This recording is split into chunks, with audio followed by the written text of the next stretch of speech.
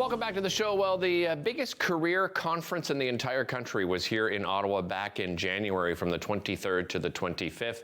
And a lot of things gleaned from that conference. And my next guest is very passionate when it comes to talking career. I am joined by Meghan Lavallee. She is the Vice Chair of CERIC and the Director of Resource Development for Career Trek. Welcome to the show, Meghan. Great to have you here.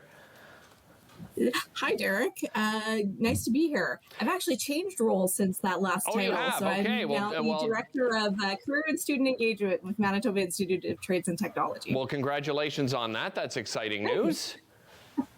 Let's talk about that conference first of all, and why that was such an important conference, and you know what it really meant to people that went to the conference here in Ottawa. Because, as I said, the largest of its kind in the country. Yeah, we had 1,000 people in person in Ottawa, and we also had 1,000 people online, and we had over 150 sessions that range everything from labor force disruption that we've been talking a lot about in the news recently, but also about reentry moms, green careers, a lot of different topics that really are pivotal right now, not only in career, but in workforce development and for employers across the country. Yeah, and Meghan, something you I know wanted to touch on today is really that purposeful career, and you mentioned that, you know, almost 3 years of disruption, and I think a lot of people, you know, through that we're trying to find a career with purpose. For those that are still searching for that career, what are some pieces of advice you can give them? Yeah, no, it's a really good question, Derek. We heard a lot about the Great Resignation, the Great Retirement. Really, the way that we're thinking about it now is really about realignment. Okay. It's important for people to really understand their value set and what's important for them, because we know now more than ever, it's really important that your values align with where we spend our days and the work that we do, and that feeling of satisfaction that we have in the work that and the different roles that we all play across our different life circumstances. Yeah, and another thing is really talking about how to sort of harness that growth in mindset, right? When it comes to accelerating your career opportunities. How do you go about harnessing that to help with accelerating your career or advancing in your career? Yeah, absolutely. It's really important to embrace the failures and embrace the circumstances that we're all in, because, particularly over the past 3 years, we didn't have a lot of choice in many of the circumstances. So we needed to adapt. We needed to dig deep a lot of times, and we needed to find a way out. We had to be really thoughtful about problem solving. And those are all really important skills that have been identified for employers across every sector. They want those soft skills. They want people that are adaptable and able to problem solve, regardless of what your job title is. Yeah, and Meghan, a lot of people, of course, I think we've heard it mostly in the federal government, of course, the back to work and this hybrid model and coming back 2 or 3 days a week.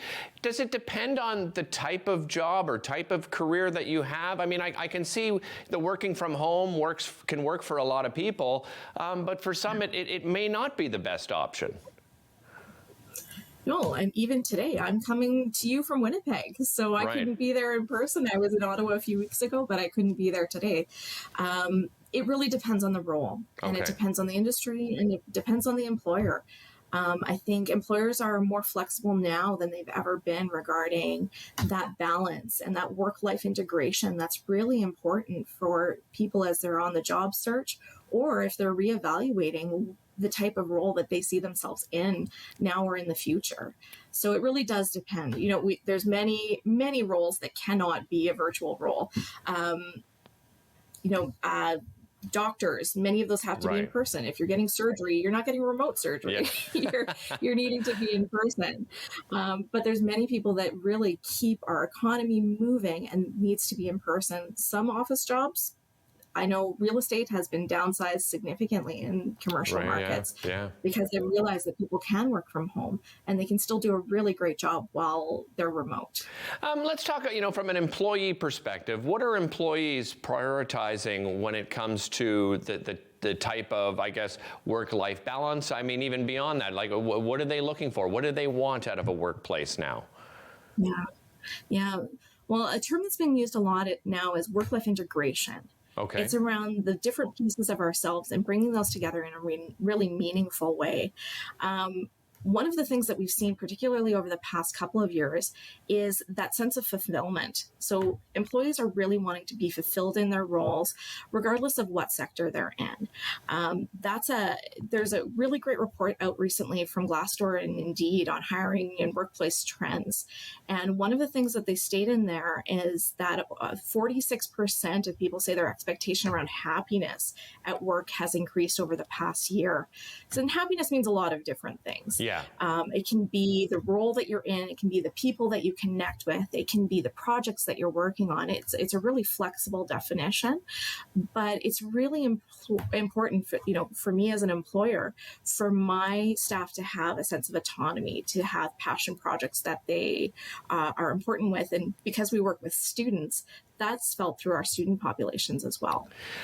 Yeah, when it comes to employee satisfaction, as I think you just said it really well. Happiness is on top of that, and I wonder when we do sort of studies, and I don't know if you've looked into the research, but I wonder even does age demographic come into on the employer side, right, where there's this sort of traditional thinking of, well, if you want happiness, you've got to earn it and put in the time, and these kids today are entitled. Is there any perspective on that as far as age demographic and what you hear from employers? Well, I think from what we see in the research is it crosses every age demographic. Okay. I think if we go back to those buzz topics that we've heard, the Great Resignation, the Great Retirement, in the past year, retirement was up over 32%.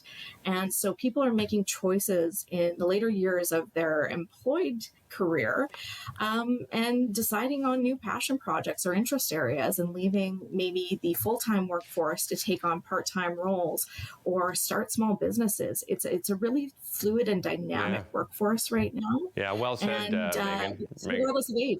Yeah, really appreciate the time today, Meghan. Thanks so much for joining us. We'll be right back after this. Thanks for having me, Derek.